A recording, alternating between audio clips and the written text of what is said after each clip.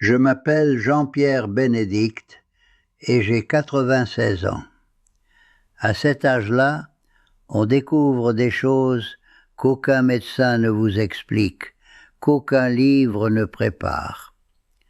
On me demande parfois, Jean-Pierre, c'est quoi le bruit le plus fort du monde? Certains diraient un orage sur les toits, d'autres une rame de métro qui freine trop sec, d'autres encore les klaxons aux heures de pointe. Moi, je réponds toujours la même chose. Le bruit le plus fort, c'est le silence. Le silence d'un téléphone qui ne sonne pas. Il est là, sur la petite table près du fauteuil, juste à côté d'une tasse de café devenue tiède. La lumière de l'après-midi traverse les rideaux comme une poussière dorée, et le vieux réveil, celui qui a survécu à des déménagements, à des hivers et à des étés trop chauds, martèle chaque seconde avec une régularité presque insolente. Avant, ce tic-tac se perdait dans les bruits de la maison. Des pas pressés, des portes qui claquent, des rires, des voix qui se répondent. Aujourd'hui, chaque son a de la place, trop de place. J'ai eu 3 enfants, 3. Je revois encore leur cartable posé dans l'entrée, l'odeur du pain chaud que je rapportais de la boulangerie, les dimanches où la table semblait trop petite pour contenir tout ce monde. J'étais fatigué, souvent. J'avais les mains abîmées par le travail, les épaules lourdes, le dos qui tirait. Mais je rentrais et je les regardais, et je me disais, voilà, c'est ça, la vie, être là, même usé. J'ai travaillé plus de 40 ans, des années à partir tôt, quand les rues étaient encore grises, à rentrer tard, quand la ville se mettait à briller derrière les vitres. Je l'ai fait pour eux, sans discours, sans poésie, pour payer les études, les vêtements, les chaussures qu'ils usaient trop vite, pour que la lumière reste allumée, pour qu'ils aient une chance. Je me souviens des matinées froides, quand je les accompagnais à l'école, le col relevé, leurs mains dans les poches, et moi qui faisais semblant de ne pas trembler. Quand ils étaient petits, ils avaient besoin de moi. C'était simple. Un genou écorché, une fièvre, une peur dans la nuit, et ils m'appelaient.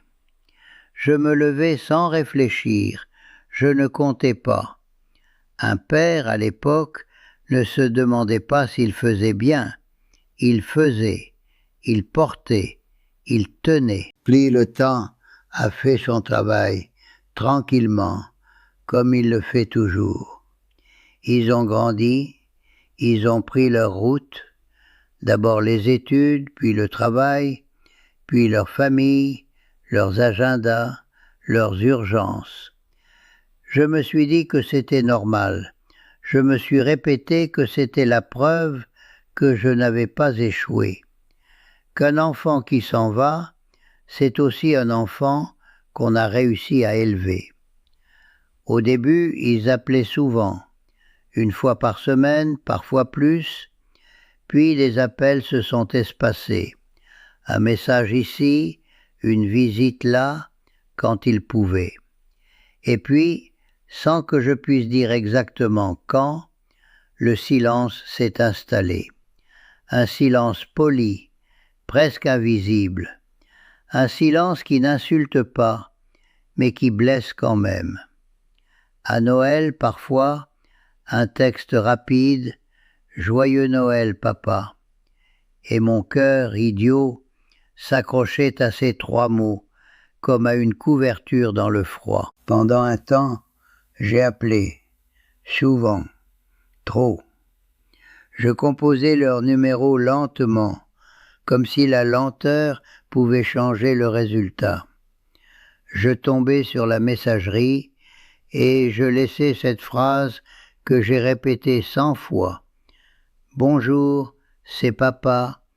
Je voulais juste savoir comment tu vas. » Puis je raccrochai et je restai là, le téléphone dans la main, à attendre qu'il sonne en retour. La nuit, allongé dans le noir, je regardais le plafond et je refaisais ma vie à l'envers.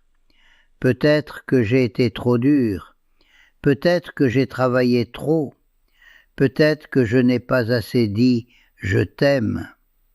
Dans ma génération, on pensait que l'amour se prouvait en tenant debout, pas en parlant. Alors, je cherchais des fautes, comme si trouver une faute pouvait expliquer l'absence. Mais j'étais là, je n'ai pas fui, je n'ai pas disparu. J'ai aimé à ma manière, avec mes limites, avec mes silences, avec mes sacrifices.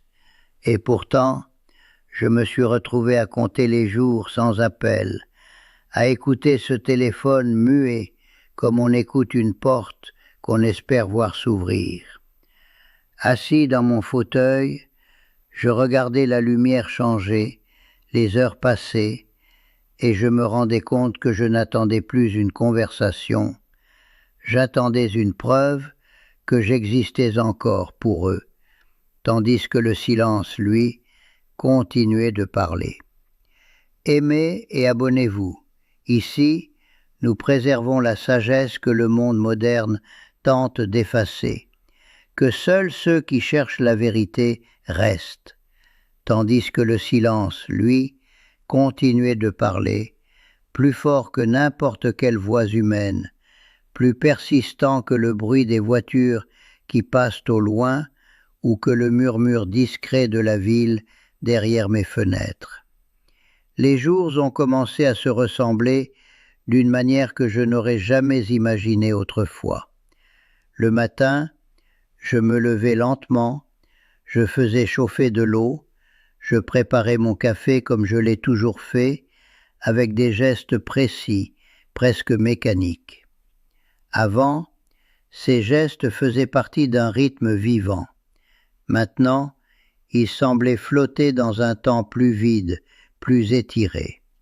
Et toujours, presque sans m'en rendre compte, mon regard glissait vers le téléphone posé sur la table.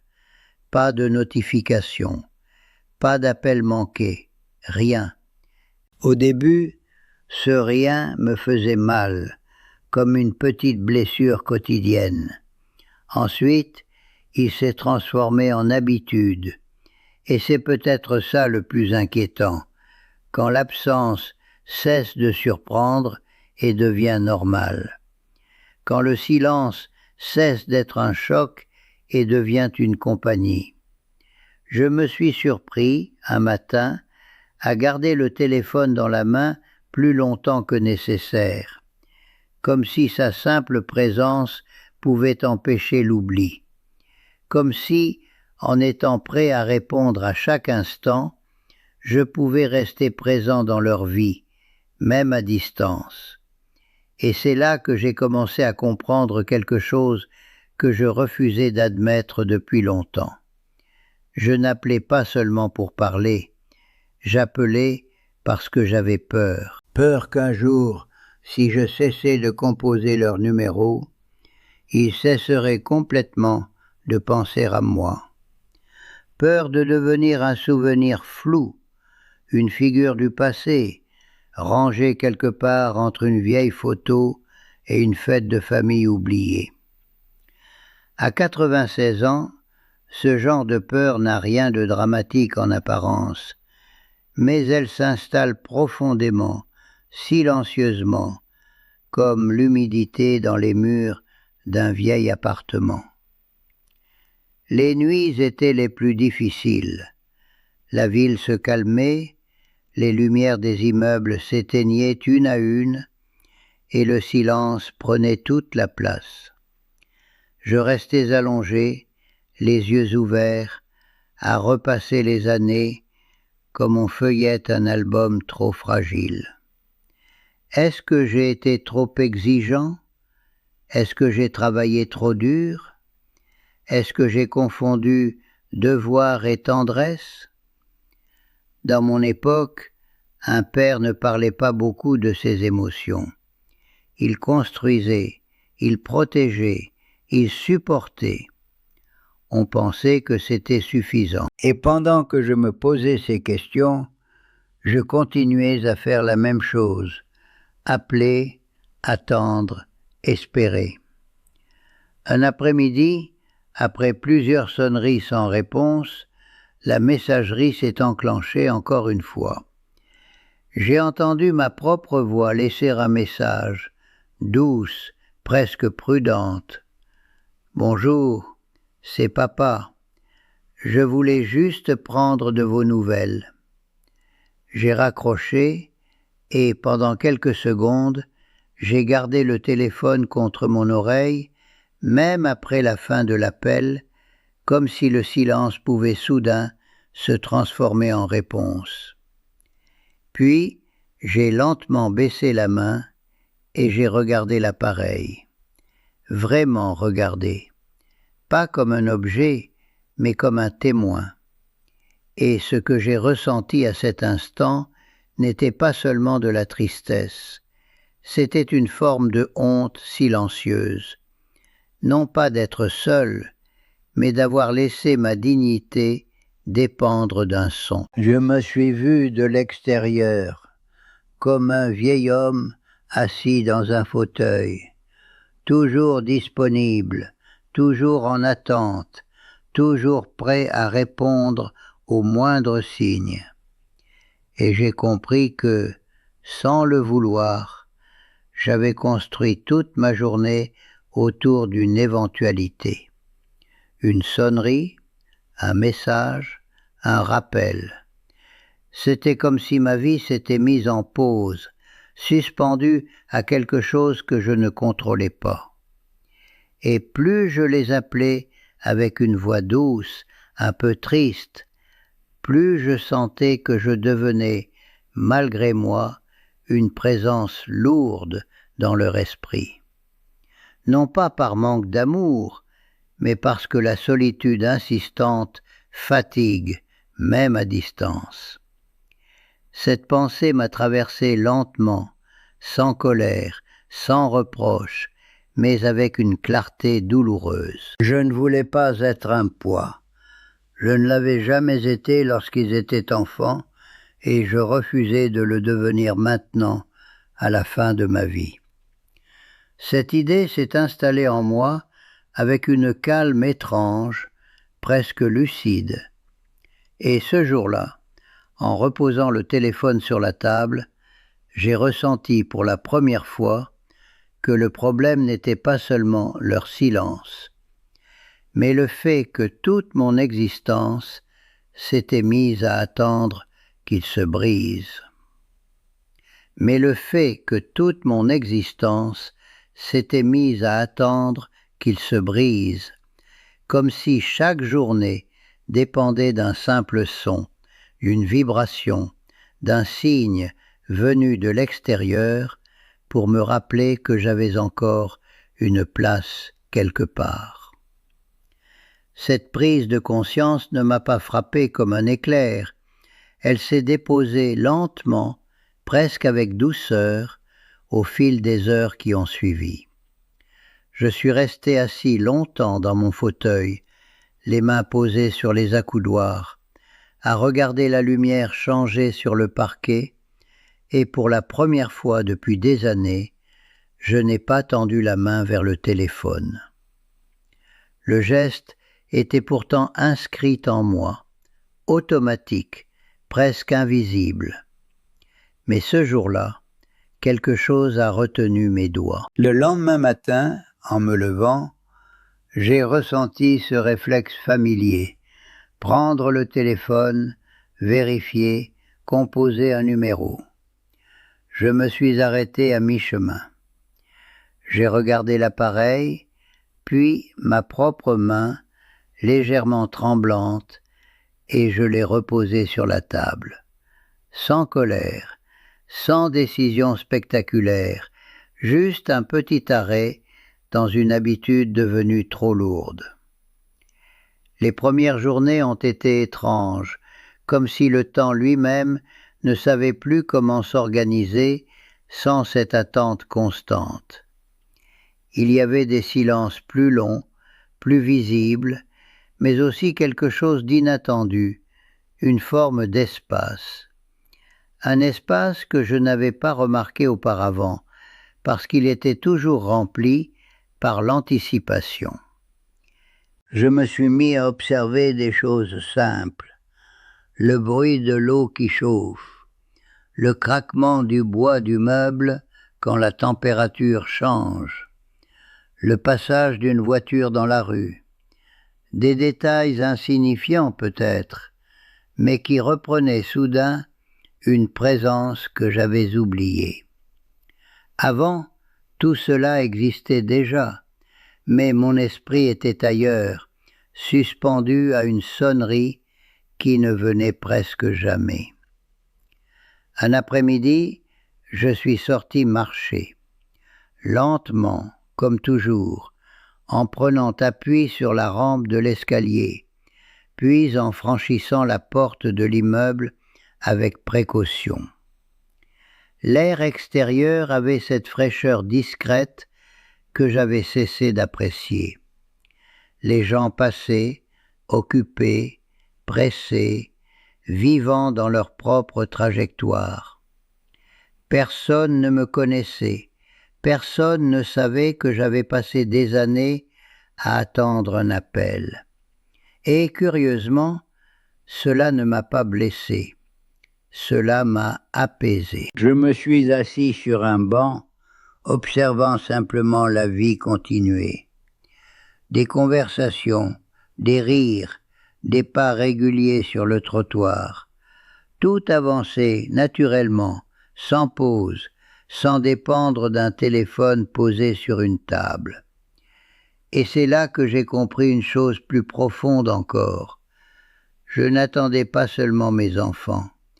J'attendais une autorisation invisible pour continuer à vivre pleinement, comme si leur attention devait donner du poids à mes journées. En rentrant chez moi, j'ai fait quelque chose que je n'avais pas fait depuis longtemps. J'ai préparé un vrai repas pour moi, sans précipitation, sans regarder l'heure, sans écouter le moindre son électronique. Juste des gestes simples, précis, familiers. Et pendant que je coupais le pain, j'ai ressenti une présence différente. Pas celle d'une autre personne, mais la mienne, pleine, calme, silencieuse, mais stable. Les jours suivants, je me suis surpris à penser de moins en moins au téléphone. Il était toujours là, au même endroit, immobile, mais il ne dirigeait plus mes pensées. Parfois, je passais devant sans même le regarder, et quand je remarquais cela, une légère surprise m'envahissait, suivie d'un sentiment inattendu, un apaisement discret. Je continuais à penser à mes enfants, bien sûr. L'amour ne disparaît pas avec la distance, mais l'urgence, elle, commençait à s'effacer. Ce n'était plus une attente brûlante, ni une inquiétude constante. C'était une pensée plus douce, plus silencieuse, comme un souvenir qui accompagne au lieu de peser. Un soir, en m'installant dans mon fauteuil, j'ai jeté un regard vers le téléphone. Il n'avait pas sonné de la journée. Et pourtant, mon cœur n'était pas serré comme avant. Il y avait toujours du silence, toujours de l'absence, mais quelque chose en moi avait changé de place, comme si le centre de ma vie s'était déplacé lentement du monde extérieur vers un espace intérieur plus stable, plus digne, où mes journées n'étaient plus suspendues à l'espoir d'un appel, mais commençait enfin à m'appartenir à nouveau. Mais commençait enfin à m'appartenir à nouveau d'une manière simple, presque discrète, comme si la vie que je croyais figée avait continué à avancer pendant que je restais immobile à attendre un signe qui ne venait pas. Au fil des jours, je me suis rendu compte que le silence n'avait pas changé. La maison était toujours aussi calme, le téléphone toujours aussi silencieux, les pièces toujours aussi vastes pour un seul homme. Et pourtant, ce silence n'avait plus le même poids. Avant, il ressemblait à un vide. Maintenant, il ressemblait davantage à un espace où je pouvais exister sans justification. Je continuais mes petites routines, mais elles avaient une autre saveur. Le matin, je préparais mon café sans regarder immédiatement la table où reposait le téléphone. J'ouvrais la fenêtre, je laissais entrer l'air frais, j'écoutais les bruits lointains de la rue, les pas, les voix, la vie ordinaire. Tout cela était déjà là depuis toujours, mais je ne le remarquais plus, parce que mon attention était prisonnière de l'attente. Un jour, en rangeant un vieux tiroir, je suis tombé sur des photographies anciennes. Mes enfants, petits, serrés contre moi, leurs visages ouverts, leurs yeux confiants. Pendant longtemps, ces images me faisaient mal, comme si elles appartenaient à une époque disparue qui ne reviendrait jamais. Mais cette fois, en les regardant, j'ai ressenti autre chose.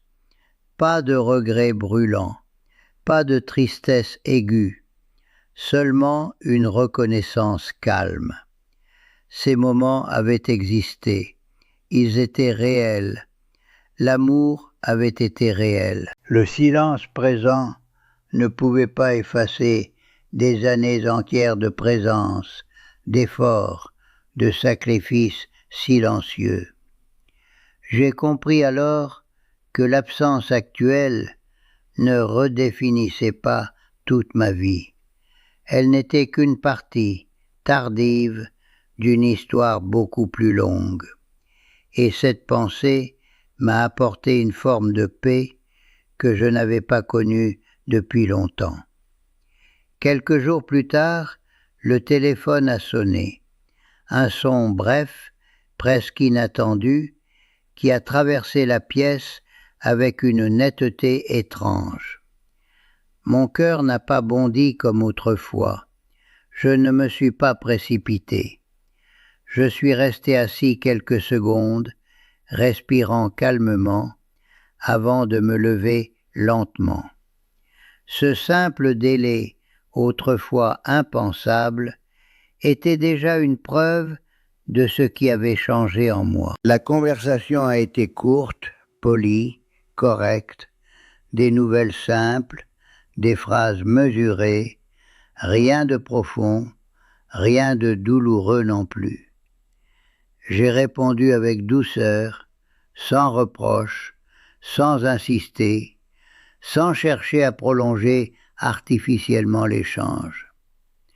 Quand l'appel s'est terminé, j'ai reposé le téléphone exactement à sa place, et le silence est revenu. Mais cette fois, il ne m'a pas écrasé. Il s'est simplement installé comme une vieille habitude, mais sans la morsure qu'il portait autrefois. J'ai regardé autour de moi, le fauteuil, la lumière douce sur le sol, les objets familiers qui avaient traversé les années avec moi. Rien n'avait changé à l'extérieur. La différence était entièrement intérieure. J'ai compris, avec une clarté tranquille, qu'on ne peut forcer personne à donner ce qu'il ne donne pas naturellement, même pas ses propres enfants. L'amour imposé devient lourd, et l'attente insistante finit par transformer l'affection en obligation silencieuse. Et je ne voulais plus vivre dans cette posture-là. À 96 ans, le temps est trop précieux pour être passé à mendier de l'attention. Je continue à penser à eux, bien sûr. Un père ne cesse jamais vraiment d'être père. Mais je ne laisse plus chaque heure dépendre d'un appel éventuel. Si le téléphone sonne, je répondrai avec bienveillance. S'il reste silencieux, je continuerai ma journée avec la même dignité. Car j'ai finalement compris quelque chose d'essentiel. Ma valeur ne se mesure pas au nombre de visites, ni à la fréquence des appels, ni aux messages reçus les jours de fête.